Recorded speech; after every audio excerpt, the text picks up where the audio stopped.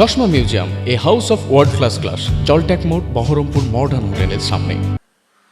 জমি নিয়ে বিবাদের জেরে রণক্ষেত্রে চেহারা নিল কান্দি। মারধর করা হলো এক সেনাবাহিনীর পরিবারকে।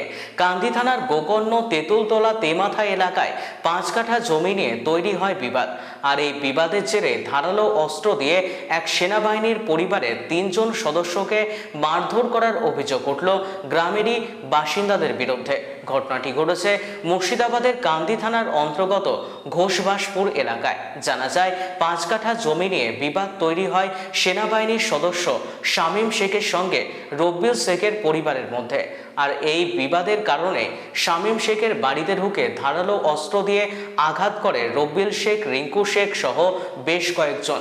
আর এর ফলে আহত হয় শামীমের পরিবার।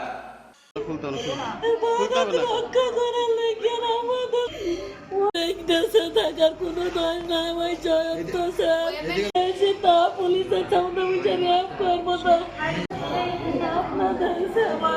আমার বাড়িতে এসে ওরা 8 চাকায় অ্যাটাক করে 6 জন 7 জন মিলি। আর পাঁচিরের দিকে আরো থাকে, তুই ওরা লাঠি বা ঝাবা, সেই মাংস কাটা যে ঝাবা থাকে ওই ঝাবার হইসিলি মাছ মারামারি, হাতে কুপিয়ে আঙুলটা কেটে দিয়েছে, এই হাতে বেড়ি, হাতটা আমি কিছুই বুঝিনি কি কারণ।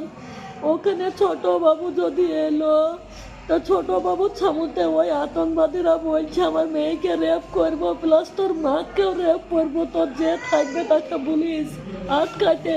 ছোট বাবু কিচ্ছু বললো না, আমার মেয়ে পরীক্ষা দিয়ে এসেছে এইরকম কথা ছোট বাবুর সামনে বললো। তাহলে ছোট বাবু কিসের জন্য বসে আছে? ওকে কিসের জন্য বেতন দিচ্ছে? আমাদের মতো লোককে না দেখবে তো? তাহলে আমার স্বামীর আছে সেখানে বর্ডারে কিসের লেগে পাঠাচ্ছি ওরা। ঘটনা হয়েছে স্যার, আমি আছি এখন বর্তমান ভারতীয় আর্মি বিভাগে আছি। আমি আমার পরিবারকে রেখে গিয়েছিলাম গোকর্ণ তেমাথা তেঁতুলতলাতে। এখানে আমার বাড়ি, ওখানে বাড়ি করেছি, ওখানে ওরা থাকে।